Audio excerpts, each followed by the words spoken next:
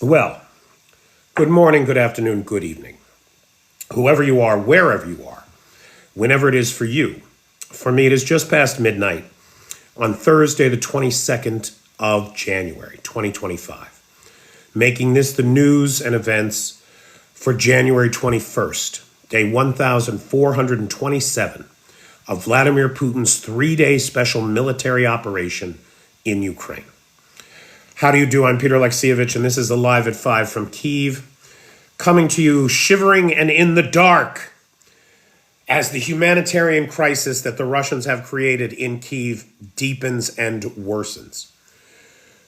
I see the peeps are coming in. How's everybody doing tonight? Hey, Herb. Hey, George. Hey, Richard Prexis. Hey, Parda. Clive Sutton is here. Anthony Tommy Tom. Derek Sands, our sponsor from last night. Thanks, Derek. How's everybody doing? Hey, Coffin. Hey, Feisty. Hey, Seawolf. Leo Ring. Hello, Akron. Hey, McNally. Hey, Den. Hey, Parda. Hey, Carl. Sav Master. Murph Dog. Murph Dog. Hey, Nicola. Hey, Sarah. The conditions are extreme, Sarah. I gotta tell you. The conditions are extreme. Yesterday, we were 26 hours with no power, no water, no lights. I had electricity today. Water came back last night, but I had electricity today for about 5 hours. There is no heat. It is a tough situation. There's no two ways about it. Hey, Flying Sunbeams. Hey, Craig. Hey, Den. Hey, Robert Stewart Key. Wait, is that Robert? Wait, who was that? Van, my man. Hey, Danielle. Hey, Feisty. Hey, Paul. Jean Marquis, bonsoir. Ça va? Hey, Lars. Thanks, Lars. Hey, Matthew. Oh, Seawolf's on vacation in the Canary Islands. Him and Nutmegger are soaking up the sun in Lanzarote. Nice. Yeah, Benny Johansson, we're going to talk about that. Hey, Pistol Pete. Hey, Refurb Man. Hey, were you in that live earlier, Refurb? I didn't even see you in there. I was doing a little cooking from Kyiv earlier. I do not, Pistol Pete, I'm afraid to say. I'm trying not to smoke before my trip. I don't want another incident with the drug dogs. You know, I do not want another incident with them. Hey, Renvox. Hey, Debbie. Hey, Drew. I don't have anywhere to put any solar, Sav Master. I also don't have the available income to do it either. Hey, Altered Carbon. Hey, Birdie B. Hey, Lola. Lola was in my earlier live. We were doing a little cooking from Kyiv. I had brined a turkey thigh, and I ended up poaching it on the stovetop today, which I had never done before. But it came out really good. It was very tasty, I'll tell you. Hey, Colin.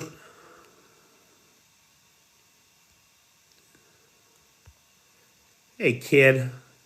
Altered Carbon. They did, Drew. That's, well, through my sweat, I'm sure is what it was. Those dogs, those dirty dogs. All right, everybody. Well, everybody, welcome, welcome, welcome. It is a tough situation in Kyiv, I got to tell you. And there is no doubt in my mind that the Russians are so desperate to do anything to try to reach their objectives, which they never will. They have failed. And their last-ditch plan, their last plot, Greenland, today failed. At Davos, we saw the Fanta Fura get up in front of the crowd And not only did he refer to Greenland as Iceland no fewer than 3 times. Hey, we got a Dane here. Hey, Jan. Dude, I'm so sorry for this jerk in the White House. It is mind-numbing. Mind-numbing. So he referred to Greenland as Iceland no fewer than 3 times. And he became taco in front of all of us. Trump always chickens out, right? He dropped the threat of tariffs against European allies. Now, those threats of tariffs against European allies, he may have dropped them because of the European economic bazooka. He may have come to understand that Europe was going to retaliate. But maybe not. He may have dropped the tariffs because he knows that the Supreme Court is about to rule on whether or not his tariffs are even legal, which they are not. Now, give me a second, and we'll talk about the economic bazooka. But here's the thing. His tariffs are not legal. He's got no power to put tariffs in place. That is not a presidential executive branch authority under the United States Constitution. The power to levy taxes and tariffs is restricted to the legislative body, to the Congress. This case before the Supreme Court could well and here's the thing. The Supreme Court just announced today that they're deferring the decision. They're putting it off for a little while. And everybody wants to know,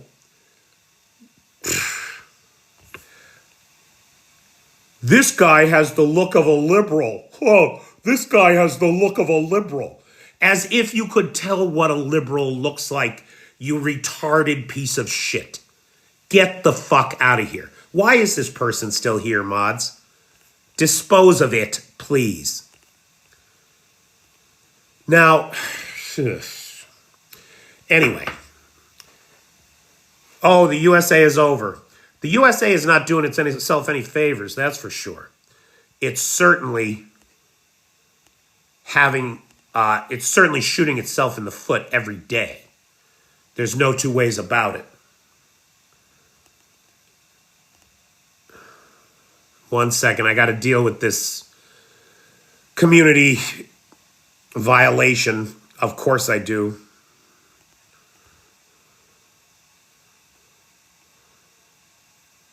Live visibility has been restricted. Oh no.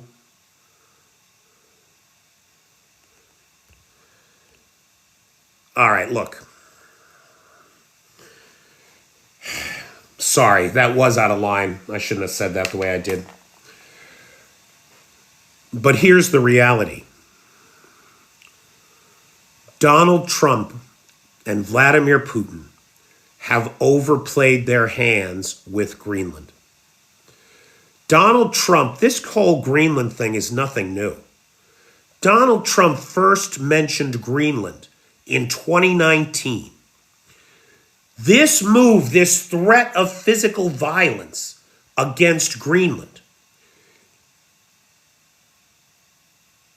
is not for the mineral rights in Greenland. That's part of it. It certainly appeals to Donald Trump's greed and encourages him to go after Greenland. This attack against Greenland is not about expanding American territory and American greatness. But it does appeal to Donald Trump's sense of his grandiosity against the backdrop of American history. He wants to go down in history as a Washington, as a Lincoln, when at best he is a John Wayne Gacy. So those factors influence him to take these actions.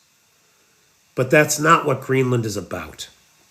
What Greenland is about destroying NATO, fracturing the EU, creating Putin's vision of a multipolar world where the US has power in the Americas, Russia gets Europe, and probably Africa, and China gets Asia. That's the way they want to split the world up between themselves.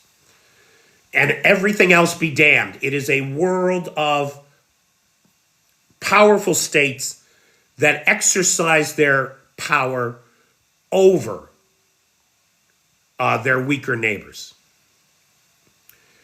And Putin is so desperate just to stay in power that, it's my opinion, he's been pressuring Trump to make the Greenland move.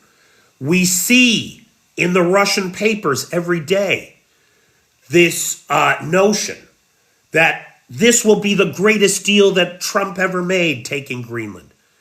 And he's got to do it fast. He can't back off.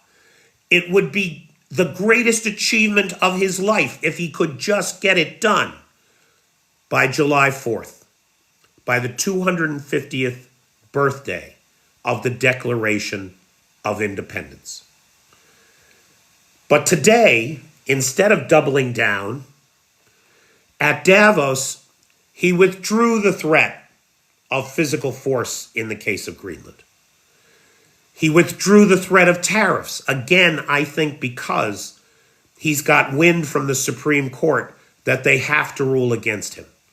They'd like to rule for him. He put a third of the Supreme Court on the bench. But how can they possibly do it when it's right there in Article 2 of the United States Constitution? I don't see any way that they can deem his tariffs legal when the lawful execution of those tariffs is a constitutionally ascribed power granted only to Congress. Even the corrupt Supreme Court, a third of which directly owes their position to him, they can't do it. Not and still appear unimpeachable. Not and still appear unimpeachable. I don't see how. So Davos today, the World Economic Forum at Davos.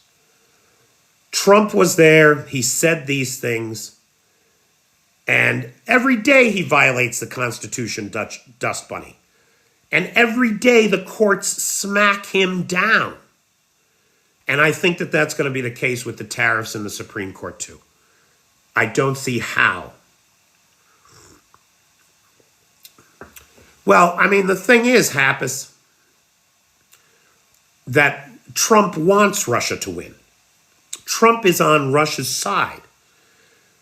We know that back in 2019, Fiona Hill testified before Congress in Trump's impeachment hearings that Russia had floated the idea that Trump could have Venezuela if he would just give Ukraine to Russia and not support a Ukrainian independence bid. So, sorry, let me just take a look here at the notes. So what else happened at Davos? Because quite a lot happened at Davos today. And the speech that you must listen to,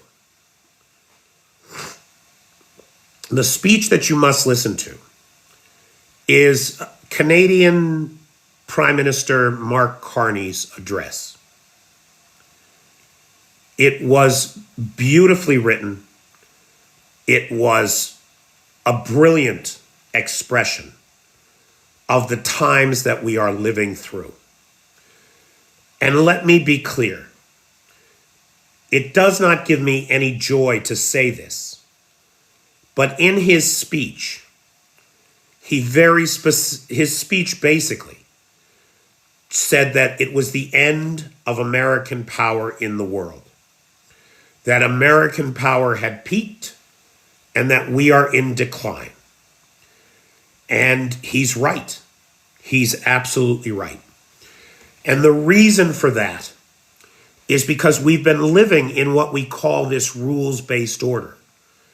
But the fact is that American companies and America have not lived up to the rules of the rules-based order that we've created.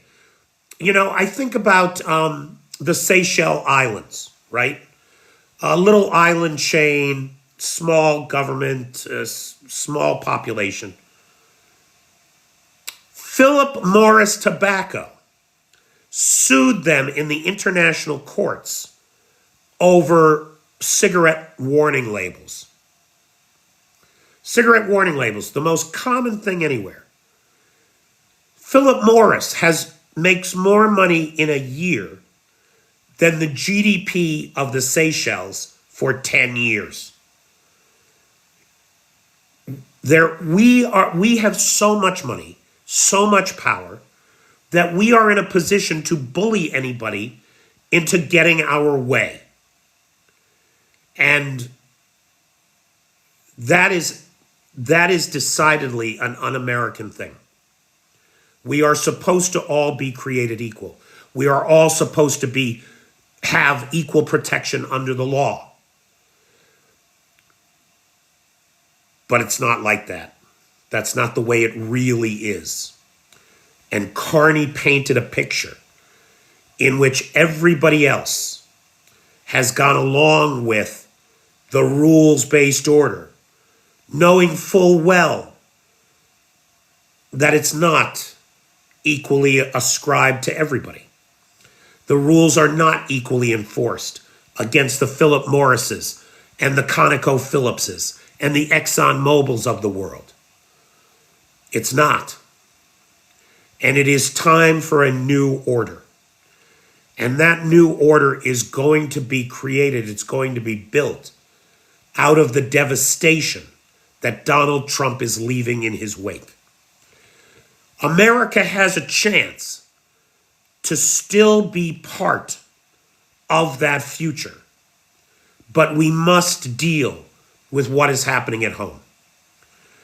I saw Elizabeth Warren talking about the midterms coming up.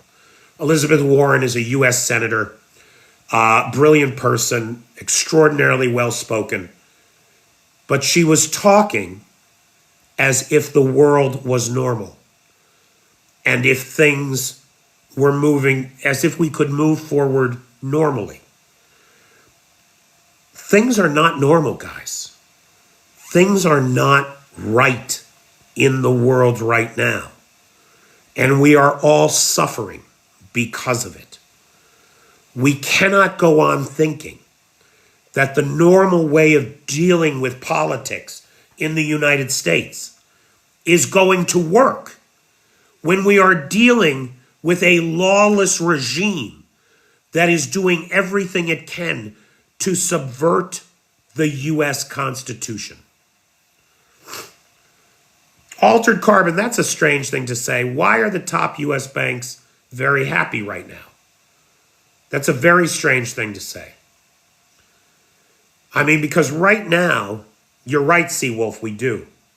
We are trapped in the situation that our founding fathers warned us about. They've made billions. Well, yeah, that's what banks do. Did the market do good today? I mean, not that it matters. The AI bubble is going to burst. The market is highly overinflated right now. Highly overinflated. See, Kiwi Annie, that's what I think too. I think the banks are extremely nervous. The banks are extremely nervous. I mean, they might have all gone shoo today because when Trump withdrew the threats of tariffs and military action against Greenland, the threat of the economic bazooka coming at the U.S. was also likely averted. Now, somebody asked, what is the economic bazooka? It's a set of sanctions that Europe is prepared to unleash against any country that attempts economic coercion against any of the EU member states. So, the Danes are in the EU, right? Right? The Danes are in the EU. I think they are.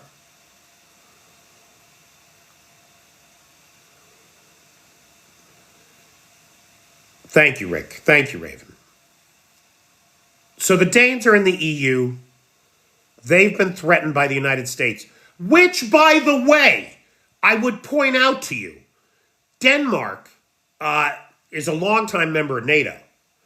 It is against the NATO charter for any country to threaten another NATO member with either economic coercion or military force. That is a violation of the NATO charter. And so by doing those things to another NATO member, the United States is in violation of the NATO charter. Right off the bat. We're the first ones ever to have, we're the only ones where Article 5 was ever invoked and everybody came to our defense. And we are now the only ones to break the charter by threatening economic and military coercion against a neighbor-friendly state. It's so frustrating. It's so frustrating being an American and seeing the politicians in America leverage the most un-American points of view to try to force their way on others. But of course, there is nothing American about Trump. He is as anti-American as they come. And whether you believe he's a Russian asset or not is irrelevant, because everything he does benefits the Kremlin. And this situation with Greenland very much has benefited the Kremlin, principally by taking the eye of the world off of Ukraine, which Mark Rutte today reminded us all about. That really this is where the action is at. This is where it's happening. Stu, I don't know what the hell we're going to do. We can't even get ice out of Minneapolis. Now, Benny Johansson, I think you're right. That this whole thing with Greenland,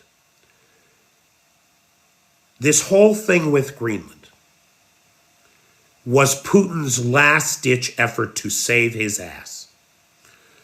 Look at what he has had to do just to try to force the Ukrainians into capitulation.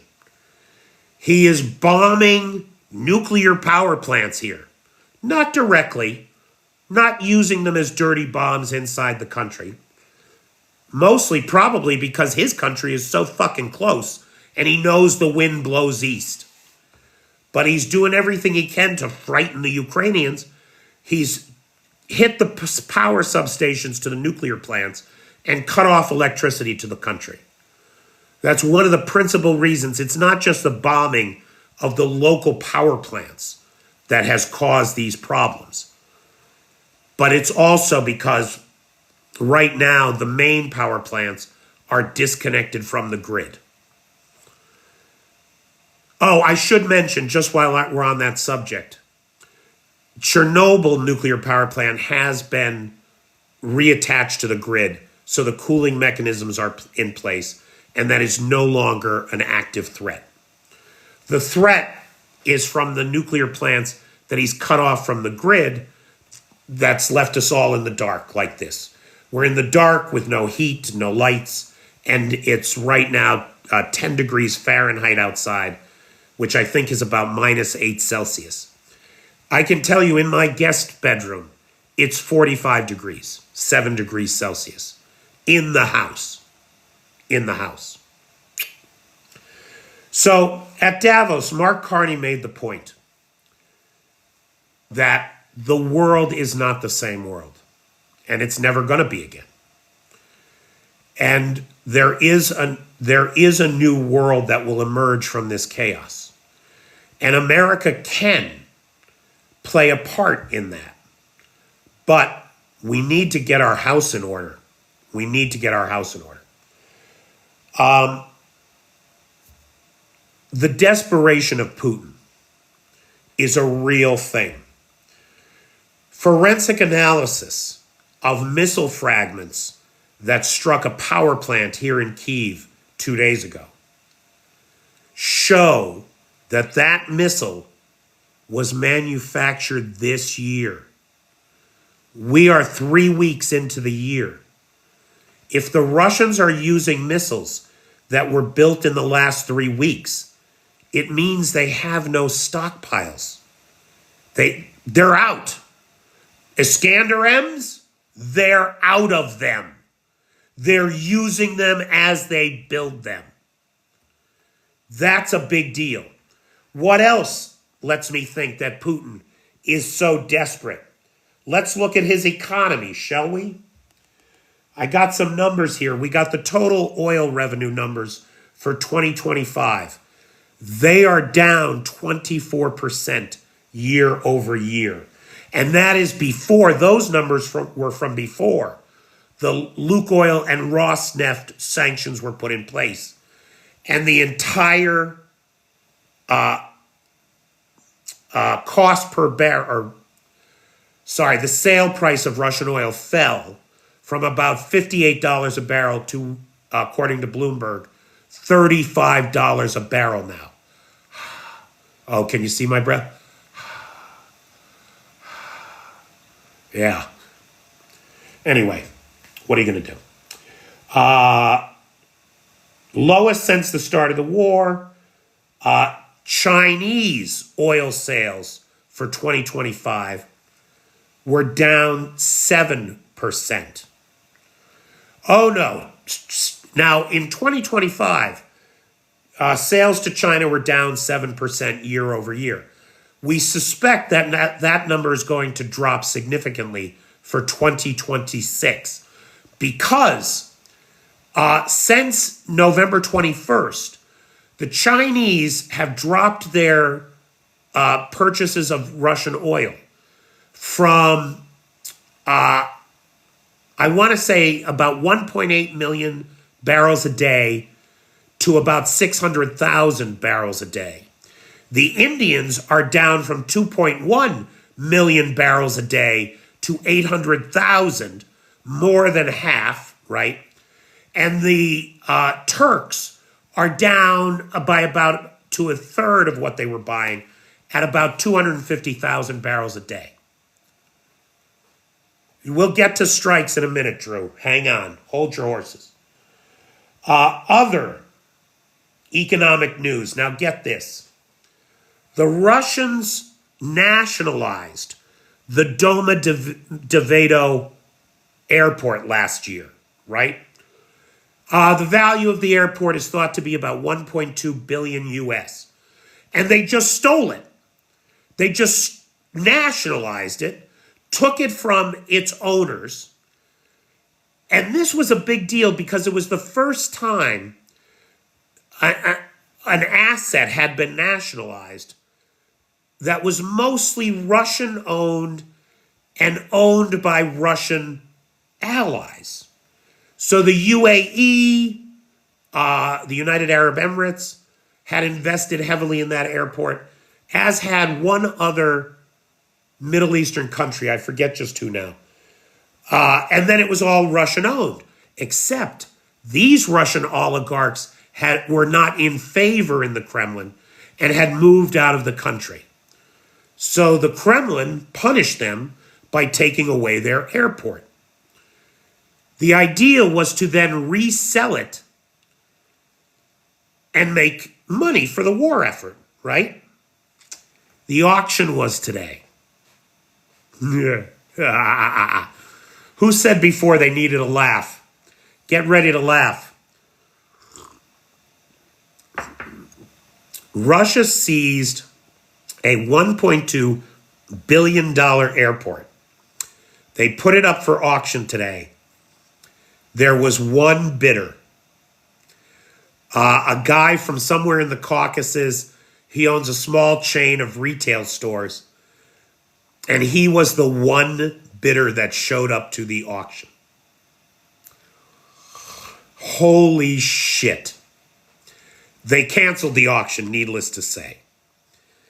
That's how the Russian economy is doing. If anybody, there's a fire sale on an airport and nobody shows up to buy. Why?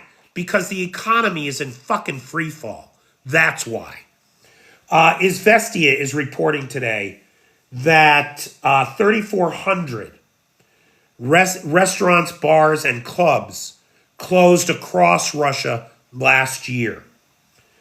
They are also reporting that since the first of the year, 45 restaurants, bars, and cafes have closed in Moscow alone.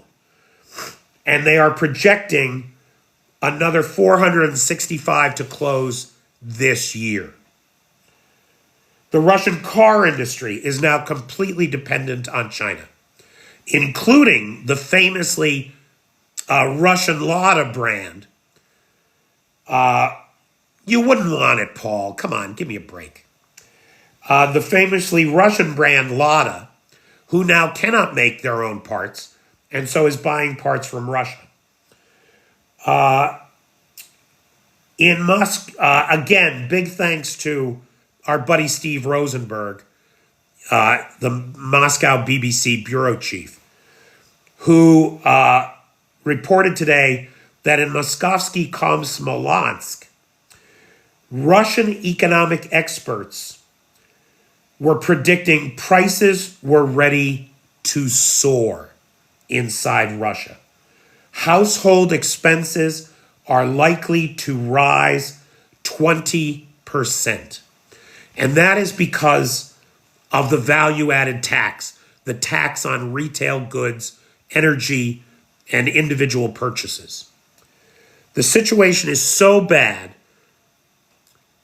that today, if you go to the store and you try to spend more than $500, your credit card or your bank card, not credit card, bank card, your bank card doesn't authorize the purchase, but instead it says you have to call the bank.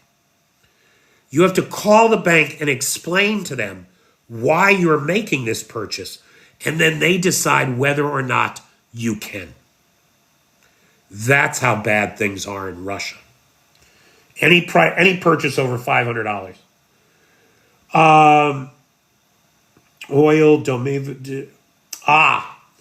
Infrastructure is also in trouble. In Novosibirsk, which is not to be confused with Novorossiysk, that's an area of Russia, I want to say it's just northeast of Moscow. After heavy snow, we saw 2 roofs collapse.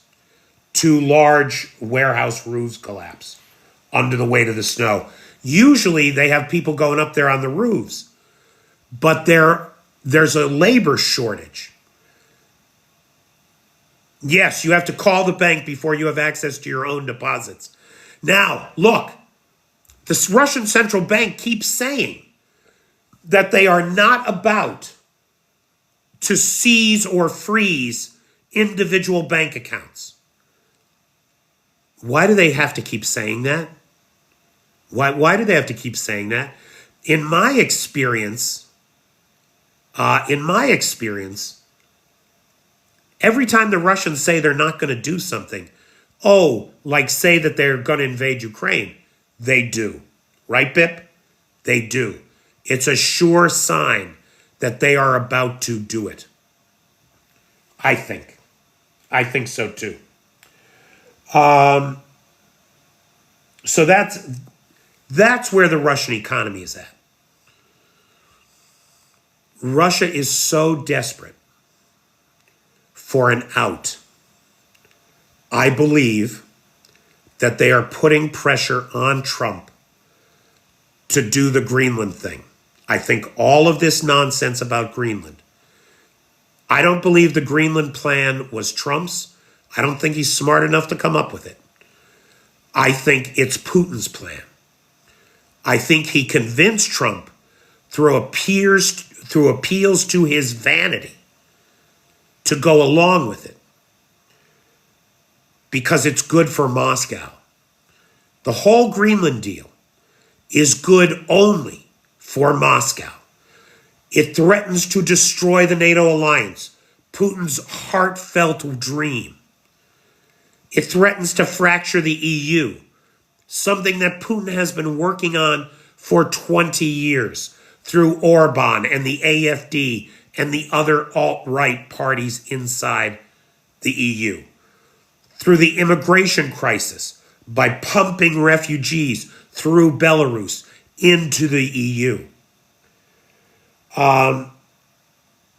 It takes the eye off of Ukraine. European partners are all spending money on Greenland, sending troops to Greenland that they can't send to Ukraine.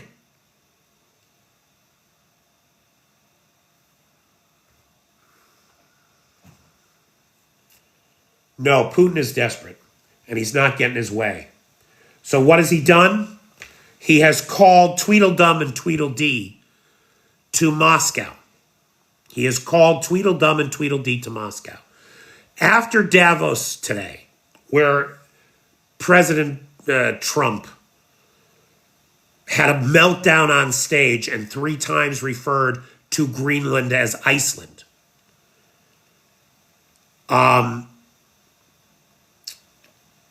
Kushner and Witkoff met with Dmitriev, the Russian representative on Ukraine. At which point Dmitriev said a number of very strange things. One of which was, the whole world is coming to see that Russia's position is the correct one. I mean, what do you even say to such a stupid thing? I don't know. He also said, or it was announced, that Witkoff and Kushner will tomorrow run to Moscow for a meeting with Putin. Now, it seems unlikely to me that they are going to be talking about Ukraine peace deals. It seems much more likely that they are going to be getting a message that Trump can't chicken out. He's got to go back, he's got to double down, and he's got to put the pressure on Europe in tariffs or with threats of military might to take Greenland. Exactly, Little Red. Exactly. So I think we're going to see Taco flip-flop again once Witkoff and Kushner come back with Trump's marching orders from his boss in the Kremlin. Let's see. So I think that's where we're at on the international stage and with Taco Wednesday here. A couple things. The humanitarian crisis here. It's a real thing. It's a tough situation. No two ways about it. But thank God Ukraine has friends and allies. Unlike Russia. If Moscow was in this situation, you wouldn't see Poland raising $330,000 for generators for Kyiv. Thank you to the Poles out there. You wouldn't see the Netherlands coming up with $28 million for energy infrastructure repairs here in Kyiv. You wouldn't see that.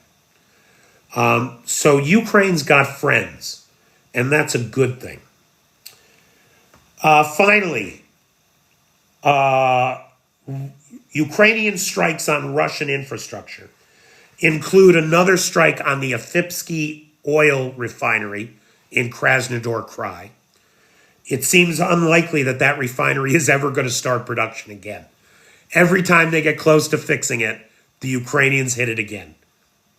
I don't think it's ever going to get restarted. Drew, in Donetsk, we saw an ammo depot hit. That ammo depot, wow, the cook-off. There's video of the cook-off online. You can see it. You can hear it. You can almost feel it because huge mushroom cloud.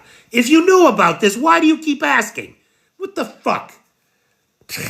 Anyway, huge mushroom cloud. We don't know what hit it. Well, we saw the same video, pal. It's devastation. And this is important because it's only 50 miles from Pokrovsk. The rail line goes right through there, and it ferries equipment right to the front. So this is mission critical supply. No worries, Drew. No worries. This is mission critical supply for a key point on the front line that is currently undersupplied already. And now this. You know, it is worth pointing out that as far as we know, when the war began and the Russians started to run through the stockpiles of ammunition in the nearby arsenals, because Russia's got 24 stockpiles in hardened bunkers within drone range of Ukraine, right? Well, when those first revetments started to be emptied, they started to pull ammunition from the arsenals in the far east of the country. We have good intelligence to indicate that the far eastern arsenals were emptied of virtually everything 2 years ago. Once those eastern arsenals were emptied, that's when Ukraine began its bombing campaign against GRAU arsenals in the far west of Russia. That's where we saw the 51st arsenal go up, which measured a 2.4 on the Richter scale. It was the largest single explosion of conventional munitions in the history of the world. In the history of the world. 2.4 on the Richter scale. And then we saw 3 more arsenals just like it go up. We saw the 100th GRAU arsenal go up last week. And now we get reports that the missiles that were fired 2 days ago were built this month. That there is no stockpile of Iskanders. That's what that means. There is no stockpile of Iskanders. And Matthew, you make a good point. It's not just the bullets that they're running out of. It's the money. It's the money. The gold stockpiles.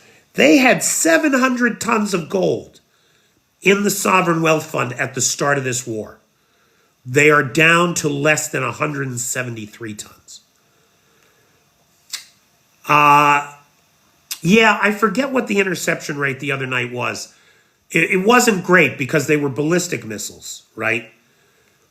And they're awful hard to shoot down. But if I'm not mistaken, it was 33%. So 1 out of 3 missiles was intercepted. And it's a good, and that attack came right after the Ukrainians got a delivery of air defense missiles. So thank God that delivery came in, or it would not have been that good, and this entire situation could have been made even worse. I mean, I at least had power for 5 hours today. So I guess I'm gonna be disappointed. I had this feeling that during the live tonight, the lights would come on, and we would all cheer. But I guess I just made that up in my head. It looks like it's going to be another cold night in the kitchen. Oh, well, what are you going to do? Okay. I think that's it for me. That's my top line stuff. Oh, no, one last thing to close out on. You might remember last week we talked about an S-300 missile going off course in Rostov. And it hit an apartment building there. We got video today of multiple S-300 missiles going off course and striking apartment buildings in Krasnodar. So the Russians, the Pantsirs and the S-300s intercept as many Russian apartment buildings as they do Ukrainian drones. That's about the percentage. Yes, Altered Carbon, I have gas for cooking and heat. I've got the stove on right now, and that's keeping the kitchen warm. And I'll just sleep in the kitchen again tonight, that's all.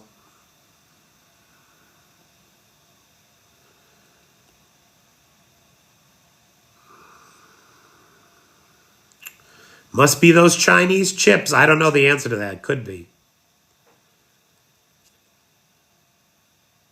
I don't know.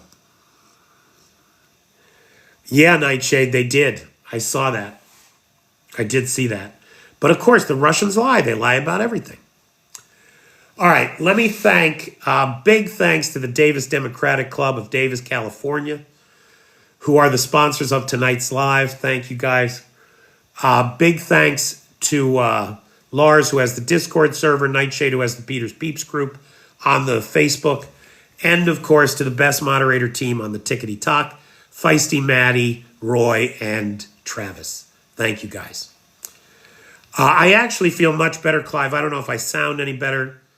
Yeah, I feel a little better, Ann. Thank you.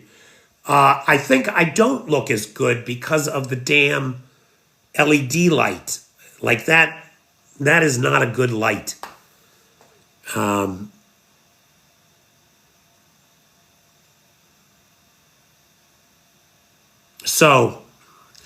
But I'm out of candles. I'm completely out of candles. The candle bill was getting expensive, boy. So I've stopped using them. Who's my makeup artist? My makeup artist is blackouts and fluorescent lights, or LEDs, cheap LEDs. I feel like I look like a raccoon or a person who has that pigmentation issue, right, where they're losing the melanin in their skin, right? So, anyway. So, we're doing what we can. Again, thanks to Davis Democratic Club for sponsoring tonight's live. Guys, I do not have sponsors for tomorrow or Friday. So, if anybody can sponsor a live, that would be very helpful right now, especially as you know, I have travel coming up. So it is my expectation that I am going on vacation and I will not be around at all. I don't expect to be around at all or very little from the 1st of February through the 15th of February. I'm really going to try to unplug from my friend's wedding, spend a bunch of time with Americans. You know, I'm really looking forward to it.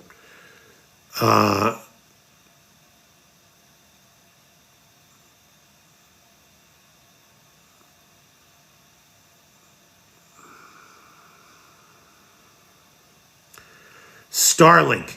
Tycho, in what world do you think I would ever put a dime in Elon Musk's pocket? In what world? It's never going to happen. So it's almost 1,000 days. Yeah, Altered Carbon, I would love to have you on the Patreon. Please join the Patreon. That would be great. I've lost, I think the economy is getting bad. It's very hard. It's not very hard. I shouldn't say that. It's more difficult to find live sponsors, and people keep dropping out of the Patreon. So, oh look, that's the first cough of this whole live. See, I am getting better. So anybody that can help with the Patreon, that's very much appreciated. Especially right now, Oh, can you sponsor a live from Patreon? Ooh, those two things don't really go together. The only folks who get a shared live sponsorship every month are the ninjas. So if you join at the ninja level, you would be part of that shared ninja live sponsorship. I don't know. Make me an offer. Shoot me an email, Altered Carbon, and let's see what we can work out. I tell you what, if you join at the Sea Babies level and pay for the year up front, you get a 10% discount. It would be a big help to me with the travel coming up, and I will throw in a live sponsorship. So you'll get a video sponsorship every month. I'll throw in a live sponsorship. How do people sponsor a live? PayPal is in the description. $50. It's minimum 50, right? For a live sponsorship, just for you. If you, yeah, that's basically it. Yeah. Can you mention Frontline near Pokrovsk? Well, Ivan, there's nothing to mention. The Russians keep pouring men into the meat grinder. The Ukrainians keep shooting them until they run out of bullets. And it's a very difficult situation. Nobody's making any progress. The Russians, right, the town is bisected by a railway line. So about half of the town is south of the railway, half of the town is north of the railway. The Russians are south of the railway. The Ukrainians are north of the railway. And they're being decimated every day. It's got to be a nightmare. The best data that we have on Russian draft numbers comes from, or it's not really a draft, right? It's contract soldiers. So Russians signing contracts to go to the SMO, recruitment numbers. As I understand it, the best data that we have on that comes from leaked Russian documents or stolen, hacked Russian documents that show that for the third quarter of 2025, that is July, August, and September, the Russians recruited 39,000 men in the quarter. That's only 13,000 men a month. That means that for the last 6 months, recruitment has been less than losses on the battlefield. That's very good news for the Ukrainians. The more that the Ukrainians hollow out the Russian army, the better off we will all be.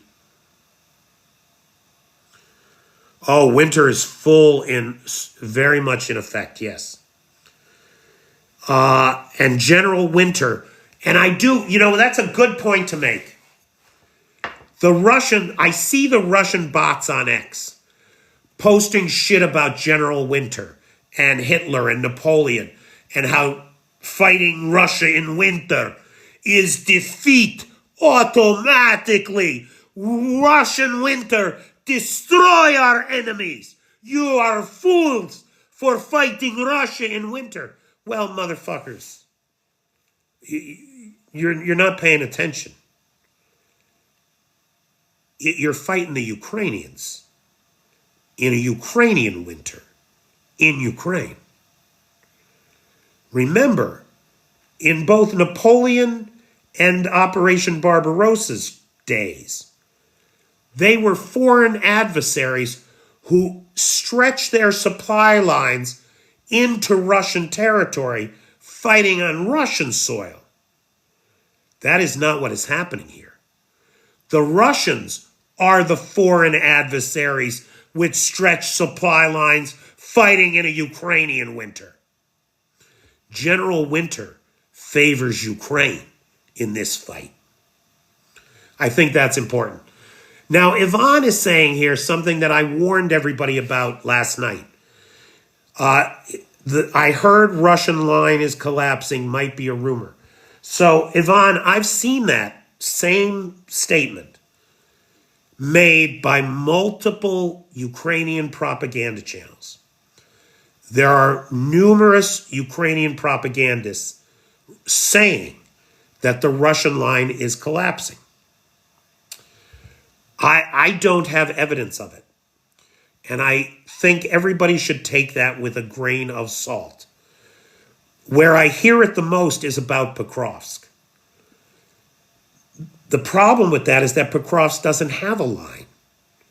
There's no real front line in Pokrovsk. Everybody's jammed up together like this, right? Russians one block over, Ukrainians in the next block. There is no front line to collapse there.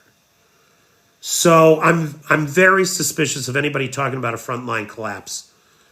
Although I must say, I find it hard to believe that in many places along the line, this winter won't result in some kind of a collapse. Some kind of a Ukrainians take back this town or this village or this area just because the Russians all froze to death.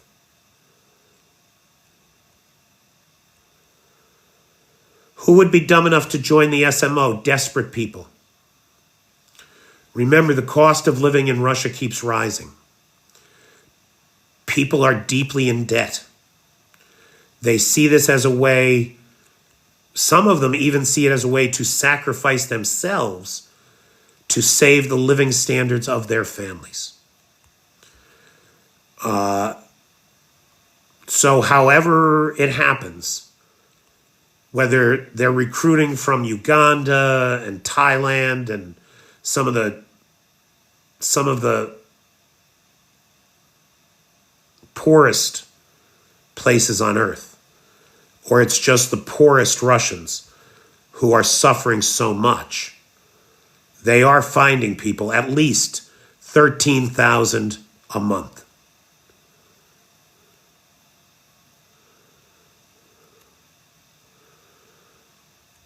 Yeah, Hopat, you're right.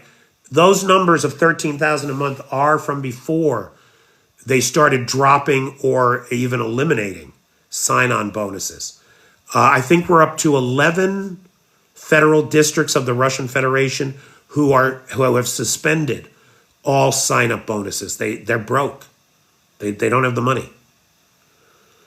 Canada military training and insurgency tactics preparing for a U.S. invasion. I'm so sorry, but yeah, I think you should. Sometimes a potato is just a potato.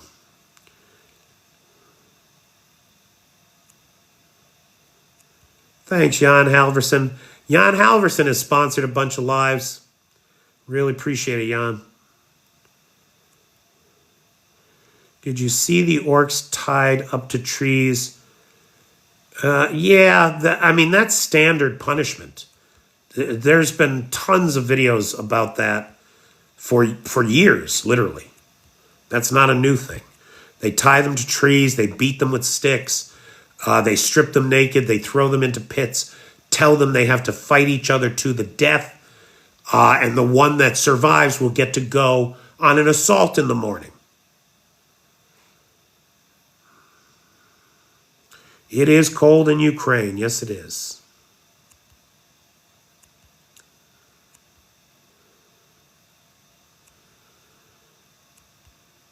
Yeah, when you're fighting in minus 25 Celsius, it's nothing like having an Africa Corps at your disposal, right? 2.5 meters of snow in Kamchatka. You know, Arn, you know why I always wanted to go to Kamchatka? I always wanted to go to Kamchatka because in the spring, very important that it's in the late spring, just north of there, pushing into Siberia, up by the Arctic Circle, where the permafrost today is thawing. Every year, every spring, as the snow melt erodes away the banks of the rivers, and the black flies come out by the millions to bite you and suck your blood. All of these wonderful Pleistocene artifacts get revealed, particularly mammoth tusks. I'd give anything to hire Nanook to take a sled up there and go hunting for mammoth tusks. You know, maybe a Pleistocene horsehead fossil or woolly rhinoceros, stuff like that. Matthew, the subject of Russian gear.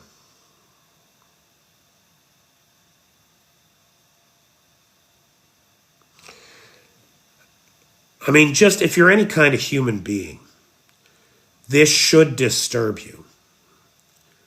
The Russians are so badly equipped that we've got video after video of Russians at the contact line taking helmets, flak jackets, body armor off their fallen comrades, because some people have it, some people don't.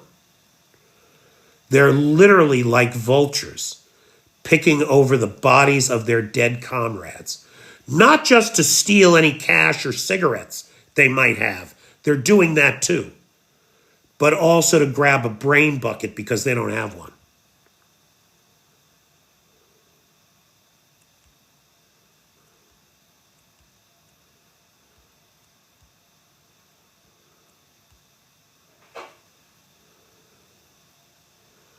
Like scavengers, yeah.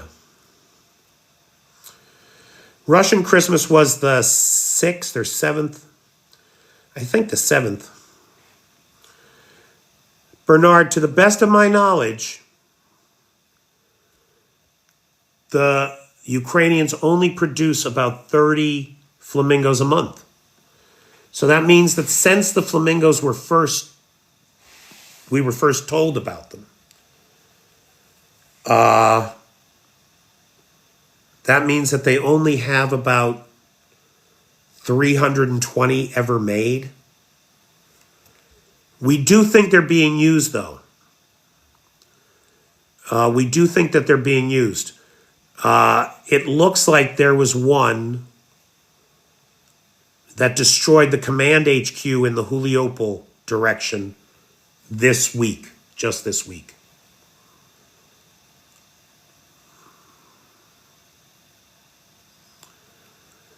Okay. And guys, guys, again, I'm sorry, but without the infrastructure here, this live will be delayed in its production. As soon as I have an internet connection and power, I will get it downloaded and posted to YouTube and the Peter's Peeps groups on Facebook. Again, I want to give a big thank you to the Davis Democratic Club for sponsoring this live. They're in Davis, California. If you're around that area, hit them up. Go to a meeting and see what you can do to fight fascism every day inside the United States. Go team.